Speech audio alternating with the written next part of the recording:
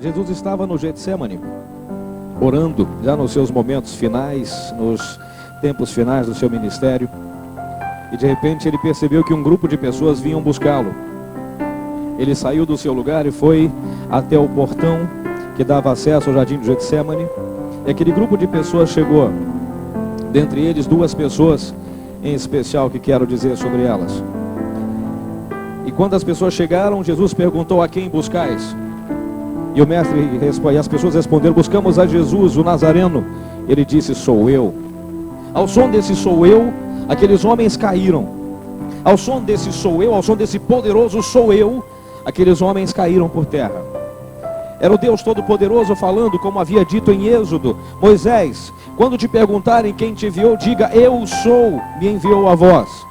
E Jesus, reivindicando explicitamente a sua divindade, quando aqueles homens responderam: nós buscamos a Jesus o Nazareno, ele disse: sou eu. E eles caíram por terra. Esse homem mostrava, Jesus mostrava explicitamente, que ele não fugiria da sua responsabilidade de fazer por nós aquilo que nós deveríamos fazer. Ele foi até o portão e disse: sou eu a quem buscais. Quanto a esses meus, você os deixa aqui. Vemos lá no versículo 8, diz exatamente assim: e respondeu Jesus: eu já vos disse que sou eu a quem buscais. Deixais ir a estes, para que se cumprisse a palavra que tinha dito: dos que me deste, ó Pai, nenhum deles eu perdi.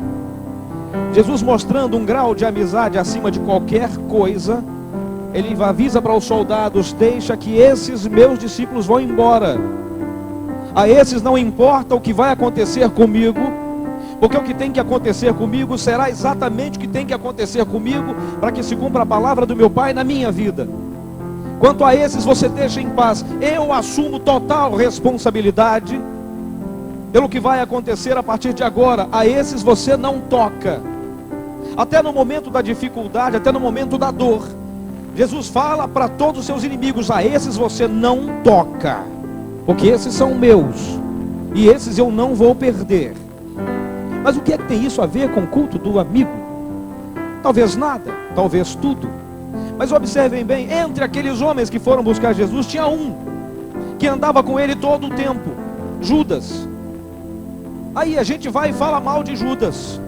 Judas era um mau caráter o tempo inteiro? Não. Ele se tornou um mau caráter ao longo do caminho, porque ele havia cansado de ser humilhado pelos romanos que desgraçavam aquela terra. Ele apenas queria, isso segundo alguns estudiosos, apenas queria que Jesus amaldiçoasse aqueles homens e apenas levantasse a sua mão, e todos aqueles homens morreriam esturricados ali pelo fogo do céu. Mas Jesus havia dito: eu vim trazer a guerra, sim, não a paz. Mas a guerra entre mim e o pecado, não paz entre mim e o pecado. Ele havia trazido uma revolução diferente. Queria trazer uma revolução da minha escolha, de ser um cara totalmente errado ou de ousar acertar. Mas Judas não entendeu isso.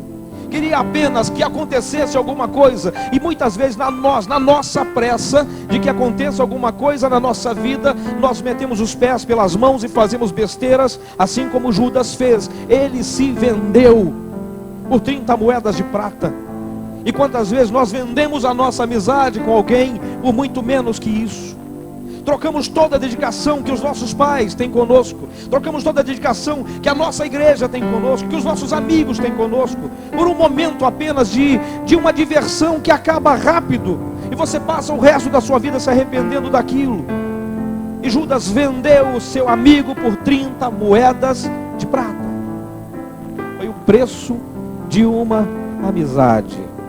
E o pior de tudo, quando ele foi identificando Jesus, ele deu um beijo em sua face.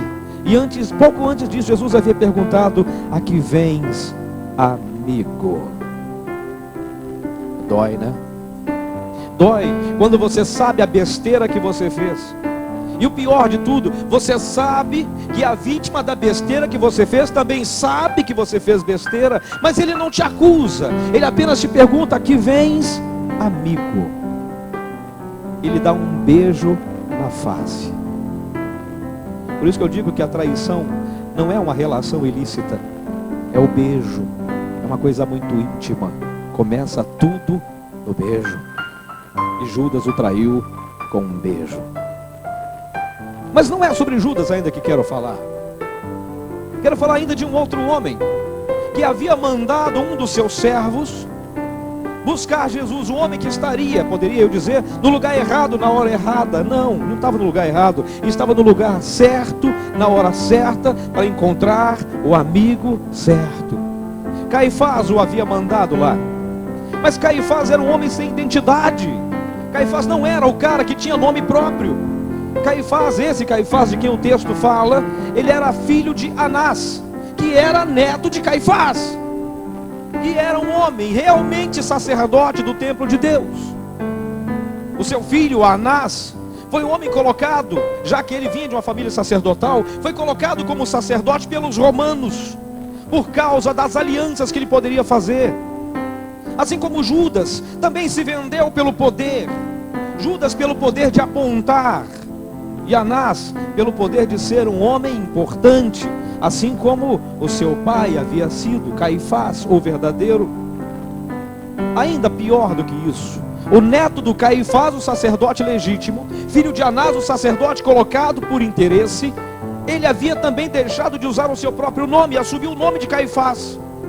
Apenas para quê? Para se lembrar o seguinte: eu posso não ser o cara, mas eu sou filho do cara. Quantas pessoas adoram bater no peito, dizendo eu sou amigo do pastor Alexandre da unção Ágape, porque assim vão perceber, esse homem é amigo do pastor Alexandre, então esse cara merece confiança. Nem sempre uma pessoa que se diz seu amigo realmente é.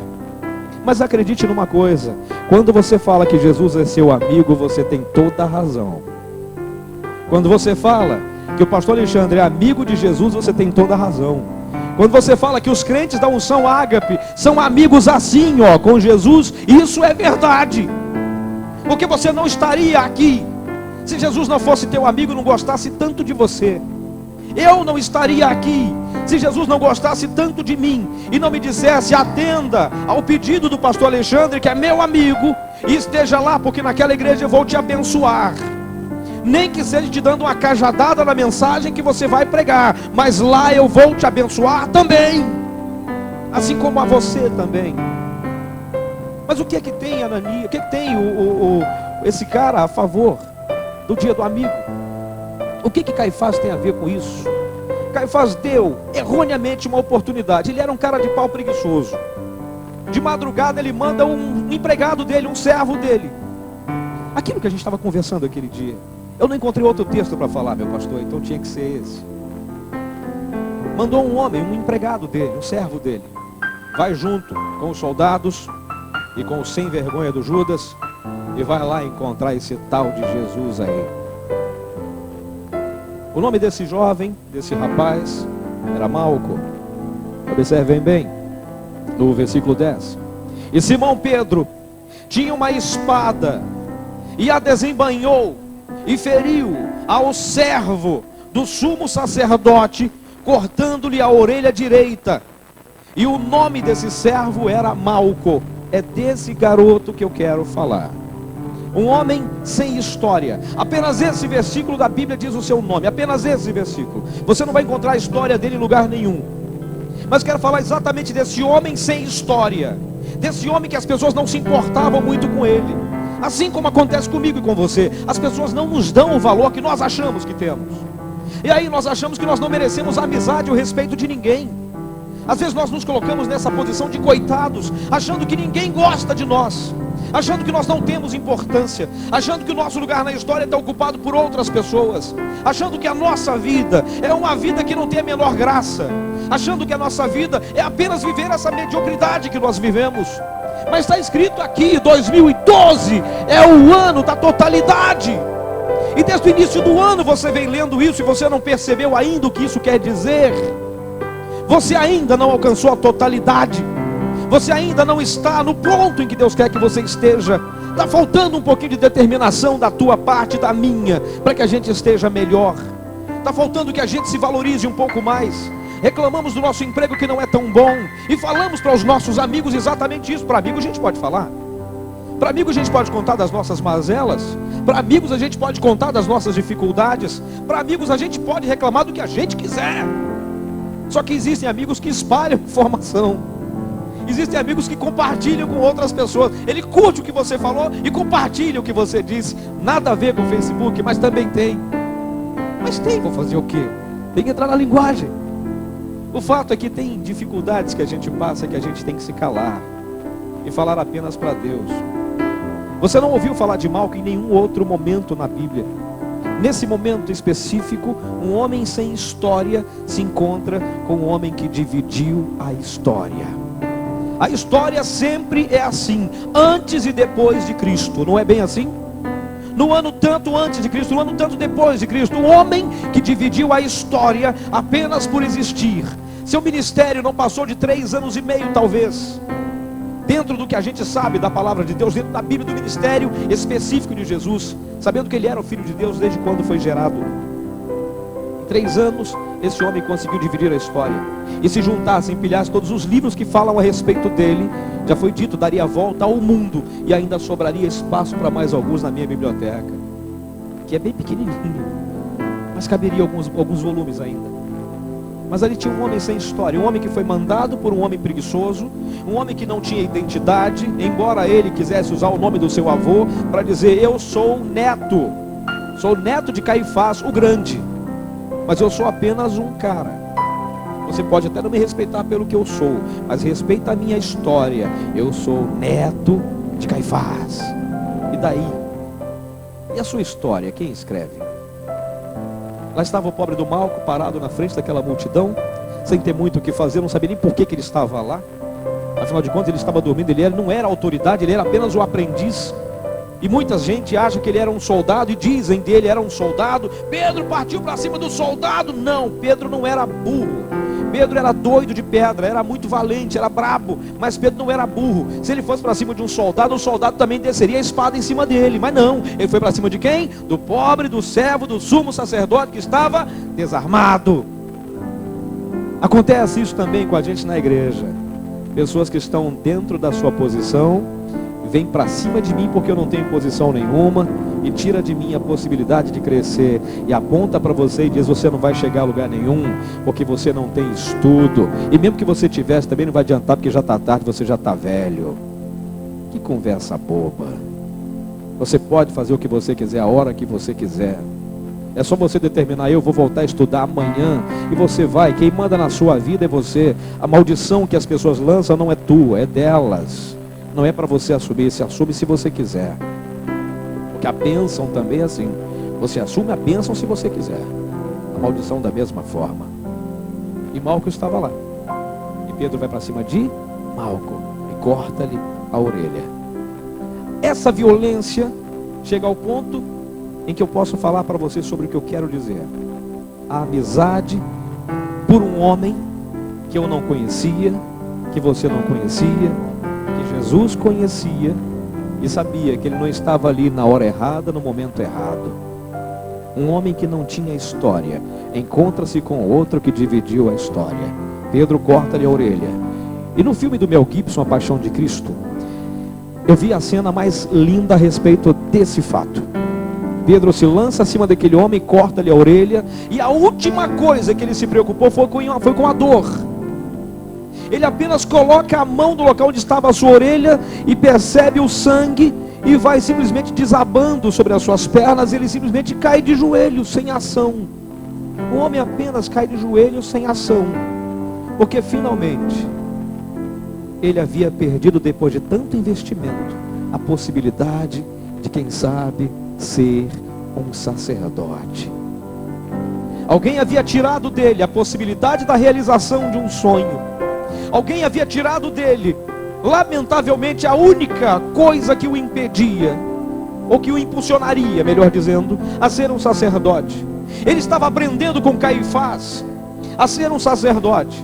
Péssimo professor, péssimo instrutor, porque era um homem sem caráter, um homem que não estava ali porque ele foi colocado lá por pessoas com autoridade de Deus. Ele havia sido colocado lá, o Caifás, pelos romanos que buscavam o seu próprio interesse, apenas pelas alianças que ele podia fazer. Aliás, é um aviso para você: cuidado com as alianças que você vai fazer nos próximos dias, porque vai aparecer tanta gente te propondo uma aliança em troca da sua lealdade, e provavelmente você vai meter os pés pelas mãos, se de repente você não prestar atenção no que Deus tem a dizer para você. Cuidado com as alianças que você faz, cuidado com os favores a que você vai ser colocado em prova, cuidado com os favores que vão tentar colocar para cima de você, para que você empreste o seu nome. Cuidado sobre o nome de quem você vai falar, cuidado com as alianças que você vai fazer, porque você pode estar se aliando ao inferno para a sua própria desgraça,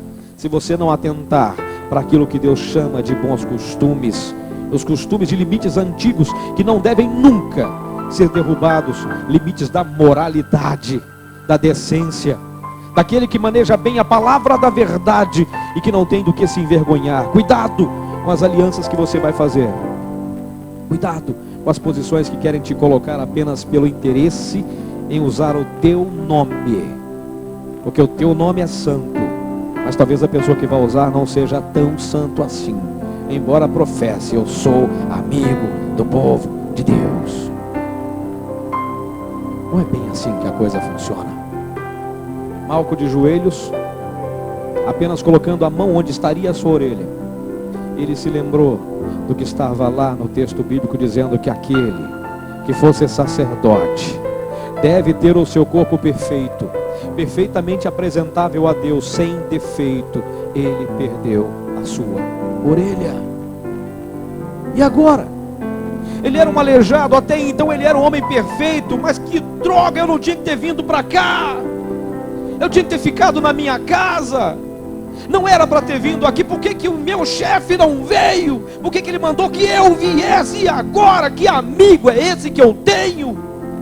Estou do lado de um amigo que vendeu o seu amigo por 30 moedas de prata, e agora o meu amigo, meu chefe, o meu instrutor, meu professor me mandou para cá, e agora acontece o quê? Perdi a minha orelha, não posso mais ser um sacerdote, não posso mais. Imagina toda a vida daquele homem passando diante dele, e ele percebendo as oportunidades que ele agora vai perder, porque perdeu a sua orelha, perdeu a sua capacidade de ouvir, perdeu a sua capacidade de escutar, perdeu a sua capacidade de ter um corpo perfeito. Que amigo me manda para esse tipo de situação? Mas Deus tem um plano para tudo. Deus tem um plano para mim, tem um plano para você. Aliás, é uma palavra comum quando você encontra alguém que fala: eu tenho um recado de Deus para a tua vida. Receba! Deus tem um plano para a tua vida. Mas é claro que tem, é claro que tem. Mas se não tivesse, para que eu existo? Mas Jesus, vendo aquela situação, o amigo melhor do que qualquer outro amigo, embora Malco não conhecesse, apenas sabia dele, porque ouviu alguém falar dele. Malco estava de repente ajoelhado no chão, tentando, imagino eu, procurar a sua orelha perdida para ver como é que era a orelha dele. Parecia um bifezinho sem tempero, a orelha caída no chão, o sangue descendo, e ele não sentia a dor, ele apenas pensava: agora não posso mais ser sacerdote. Alguém na minha igreja falou para mim que eu canto mal, então não posso participar do ministério de louvor. Alguém falou para mim que o meu dízimo é muito pequeno, então eu não vou nunca receber a bênção de Deus. Alguém falou para mim que eu não sou tão bonito assim, então nunca vou poder participar dos eventos da igreja. Alguém falou para mim que eu prego mal, então, meu Deus, eu nunca vou poder ser um pregador. Alguém falou para mim que eu não sei ler direito, então não vou poder participar do seminário lá da unção. Alguém chegou para mim e falou que eu não me visto bem, então eu nunca vou ser olhado por ninguém. Alguém falou que o meu cabelo, alguém fala, puxa, por que alguém falando é tão importante para você? Por que a opinião de outras pessoas é tão importante para você? Por que a impressão que as outras pessoas têm a seu respeito é tão importante assim para você? Por que tudo que as outras pessoas falam é mais importante do que aquilo que você sabe que você tem de melhor? Porque o meu Deus não olha para você pela sua condição social. O meu Deus, o meu amigo, o teu amigo, não olha para você pelo teu talento que você acha que não tem. O meu Deus não olha para você para saber se você anda num carro do ano ou se você anda no Fusquinha 65. O meu Deus não está nem aí se você tem uma casa de praia ou se você tem um casebre no alto do morro. O meu Deus não está nem aí se você calça o melhor sapato das lojas mais caras ou se você faz como eu, compra teu sapato na de Sandini.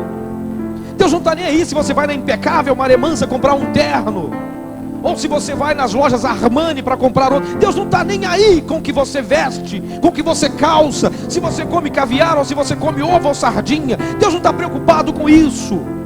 O que Deus está preocupado é saber se você é capaz de se prostrar diante dEle, e apenas diante dEle, mostrando o seu coração puro, e colocando diante dEle, apenas diante dEle, a falta da orelha que alguém tirou de você, a falta de incentivo que alguém jogou para você, e você assumiu aquela palavra como se fosse tua. Teus pais disseram que você não seria nada, mas e daí? Alguém na tua família falou que você nunca vai passar de um balconista, e daí? Quem sabe da sua vida é você.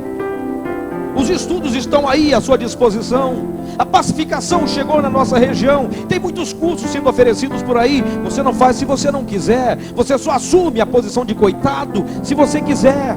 Há centenas de possibilidades, milhares de possibilidades de crescimento para você. Você não tem que assumir o que alguém disse para você na rua, que você é um crentinho, que você é alguém que não vai chegar a lugar nenhum. Quem essa pessoa pensa que é para falar isso para você? Quem Pedro achou que era para cortar a orelha daquele homem?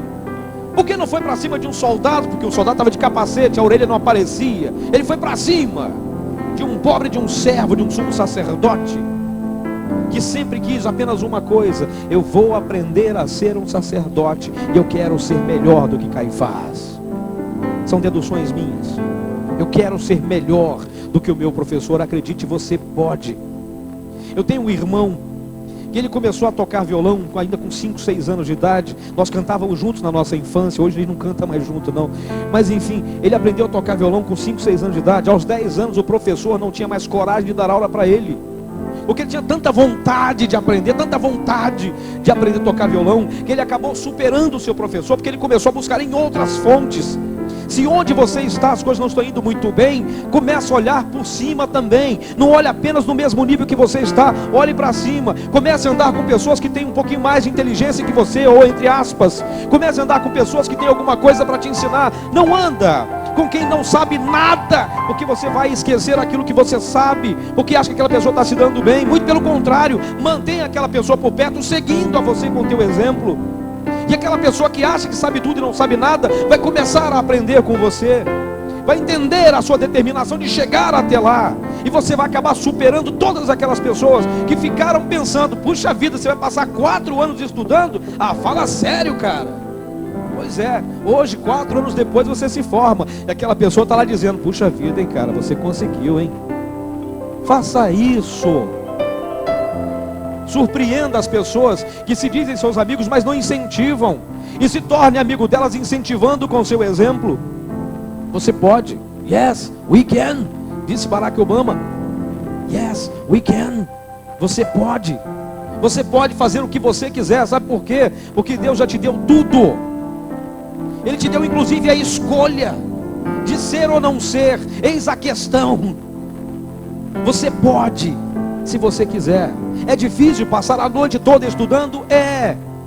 Mas quem é amigo te incentiva. Se precisar, me liga, não importa a hora que seja. Eu vou estar lá, vou estar meio sonolento, mas me liga. Se você não souber alguma coisa, me pergunta que eu te digo.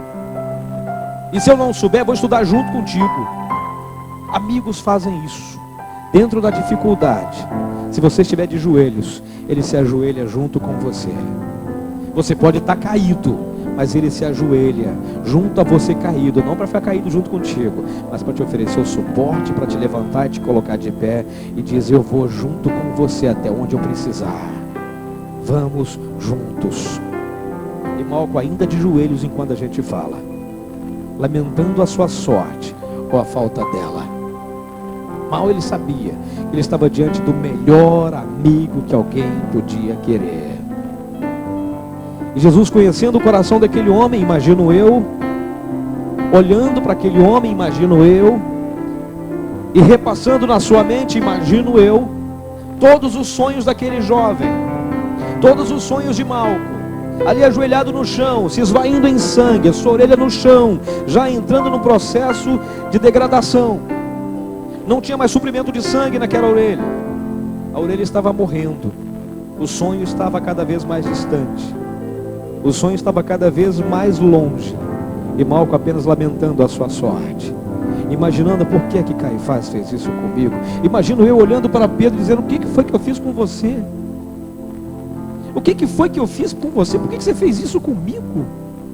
Por que você tinha que vir para cima de mim? Eu não fiz nada. Eu estou aqui, eu não estava nem querendo estar aqui. Eu tinha que estar em outro lugar. Eu tinha que estar na minha cama dormindo essa hora da madrugada. Está frio. E você vem e corta a minha orelha? O que foi que eu fiz para você, cara? E às vezes a gente fica assim: o que foi que eu fiz para o meu chefe ele gostar tanto de outra pessoa? O que foi que eu fiz?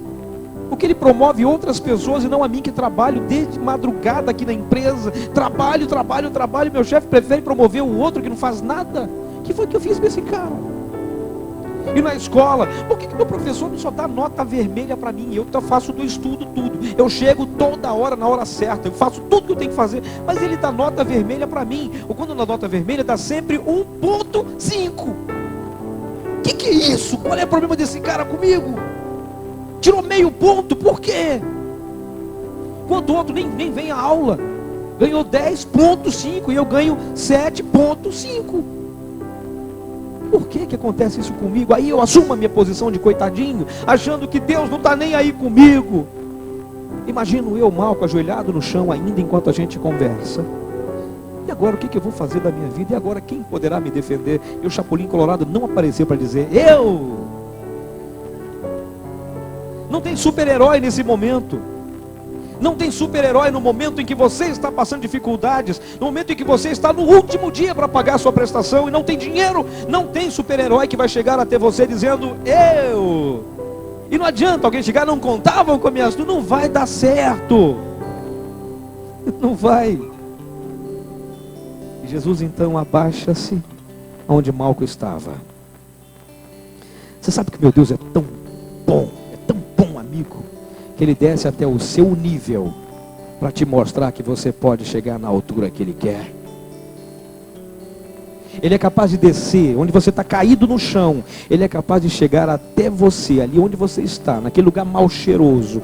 Ele chega bem pertinho do teu ouvido e fala com você. E você só tem que levantar os olhos e ver quem é que está falando. Quando lançarem palavras sobre você dizendo que você não pode isso, você não pode aquilo, pense bem, são apenas pessoas falando do que está dentro do seu coração. A maldição que alguém te lança, ela nunca foi tua, ela é de quem está lançando, porque ela está dentro dela. E a pessoa está jogando aquilo para cima de você, a frustração toda dela para cima de você, porque ela não conseguiu.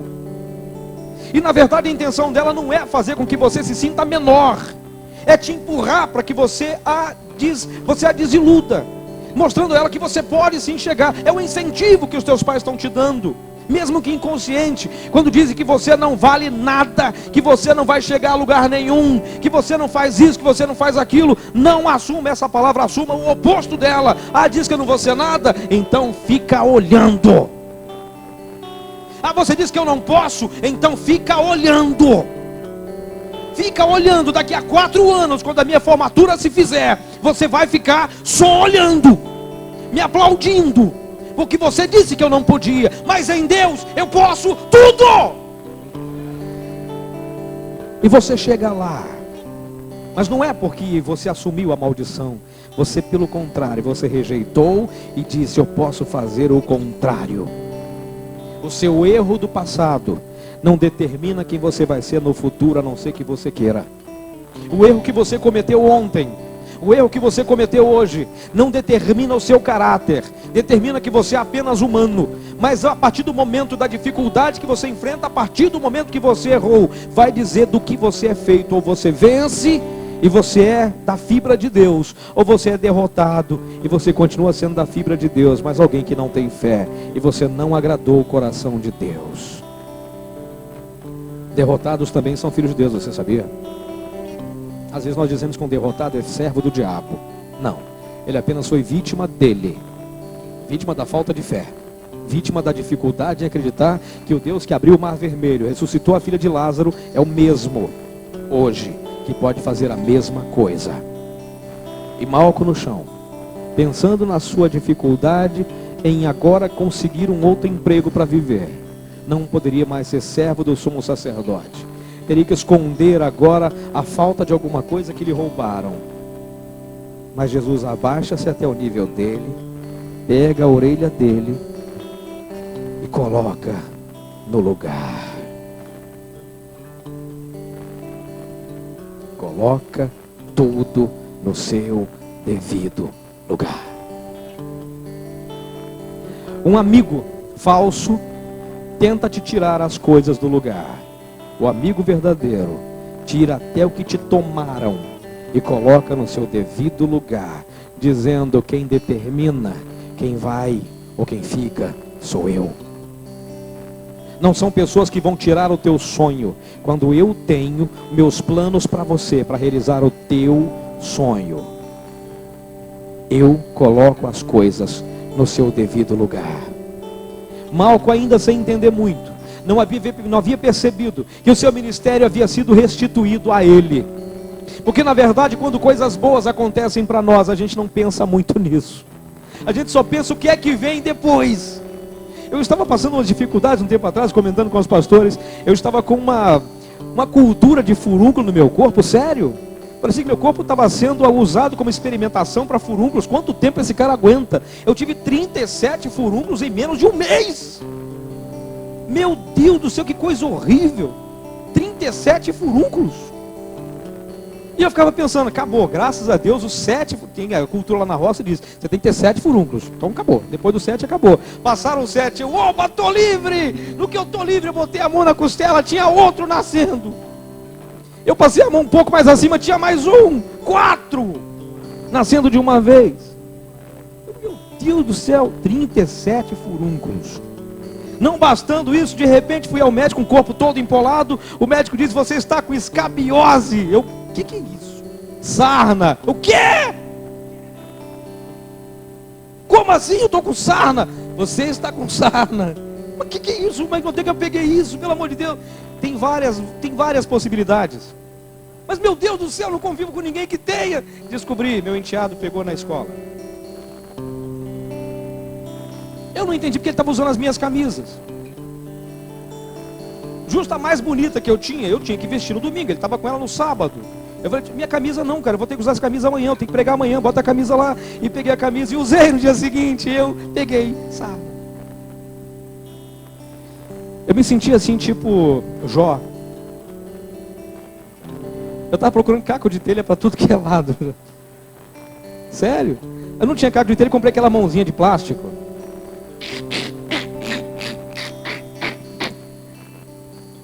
Eu falei, Deus, eu não aguento mais não, chega já desse negócio, chega.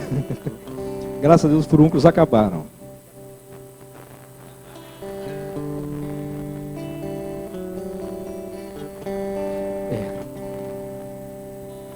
Ai, e eu respiro aliviado por saber que eu não vou ter mais passar por isso. Gente, o pior de todos são os dois que eu tive no joelho, um no cada joelho.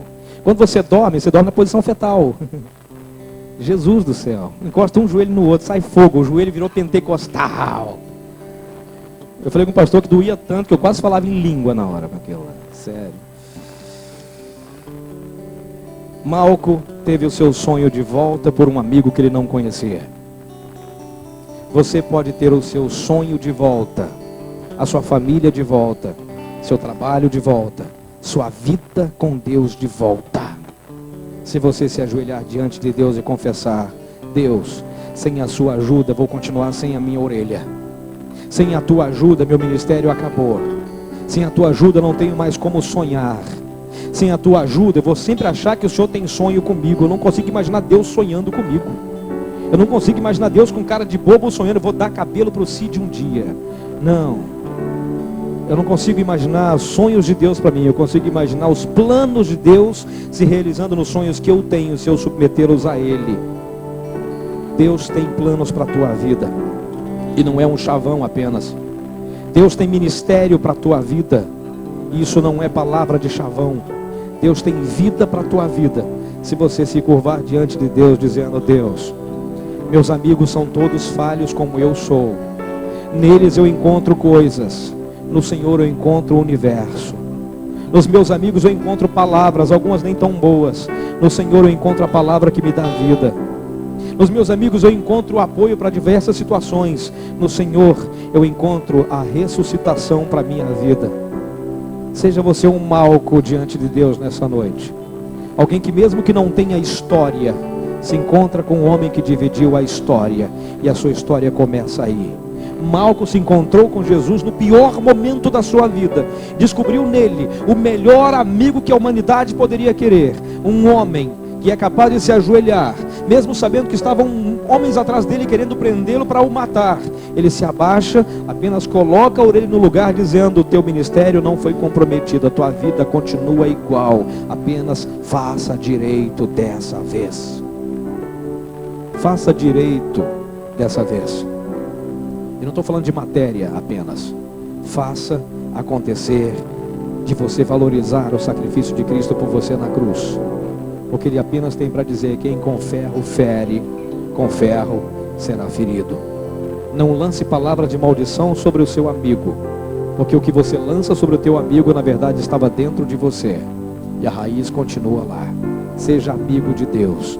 Amigos de Deus têm um coração puro, te estende a mão e te levanta, como lá em Isaías 41, verso 13: porque eu, o Senhor teu Deus, te tomo pela tua mão direita e te digo: não temas, eu te ajudo, diz o Senhor. Que Deus abençoe a todos em nome de Jesus.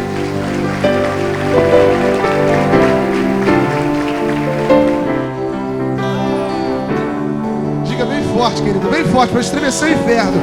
Venha com meu Jesus é. Junta as forças aí, querido, abra a tua boca e glorifique, exalte, cante, pula, sai do chão e declare para Deus, declare: junte suas. Pois Ele escuta o grito fraco, grita o seu alma nesse lugar.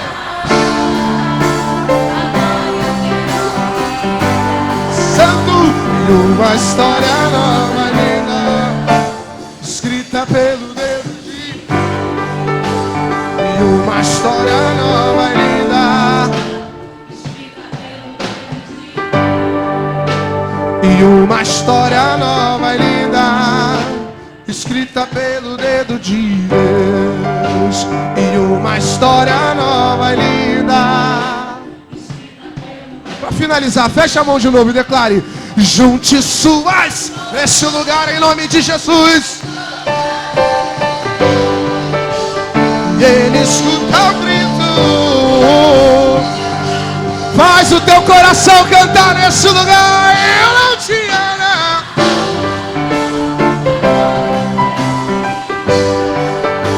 E uma história nova e linda, escrita pelo dedo de. E uma história nova e linda, escrita pelo dedo de. E uma história nova e linda, escrita pelo dedo de Deus. Para finalizar de alto: e uma história nova e linda, escrita pelo dedo de Deus. Glória a Deus, aleluia.